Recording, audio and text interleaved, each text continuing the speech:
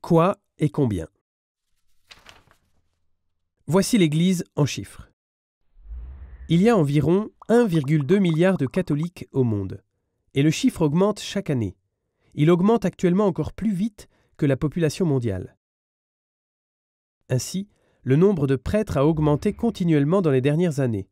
Actuellement, il y en a plus de 412 000.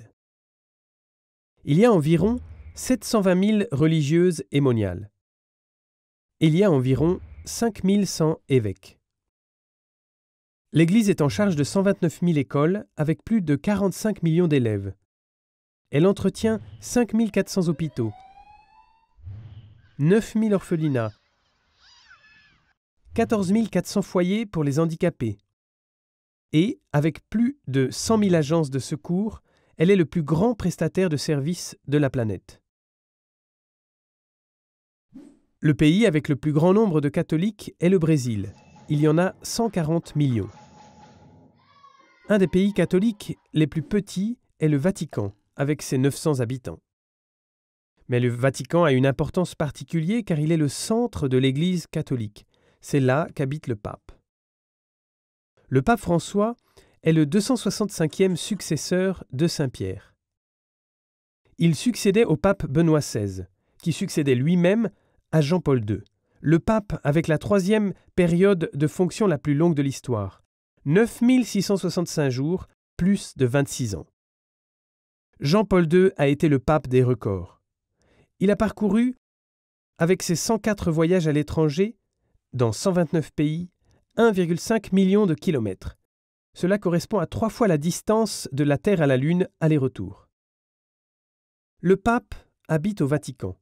Le Vatican est petit, même pas un demi-kilomètre carré. Ça n'a pas toujours été comme ça. Dans son histoire, l'état de l'Église prenait les proportions du centre de l'Italie. Aujourd'hui, le Vatican est l'état souverain le plus petit de la Terre.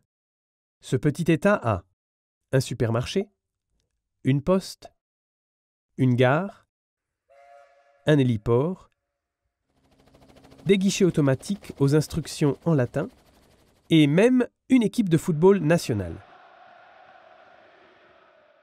Le Vatican possède aussi une station radio. Radio Vatican a été fondée en 1931 et émet en 47 langues. De même, le journal du Vatican, l'Osservatore Romano, existe depuis longtemps. L'Osservatore rapporte des nouvelles du Vatican depuis plus de 150 ans. Il est disponible dans 129 pays dans le monde. Bien sûr, le Vatican a aussi un émetteur de télévision, un site internet avec son domaine propre. Et il y a aussi un canal YouTube propre avec des vidéos du pape et de ses apparitions publiques. Le Vatican est quelque chose comme le nombril du monde pour la plus grande communauté religieuse de la Terre. Mais assez de tous ces chiffres.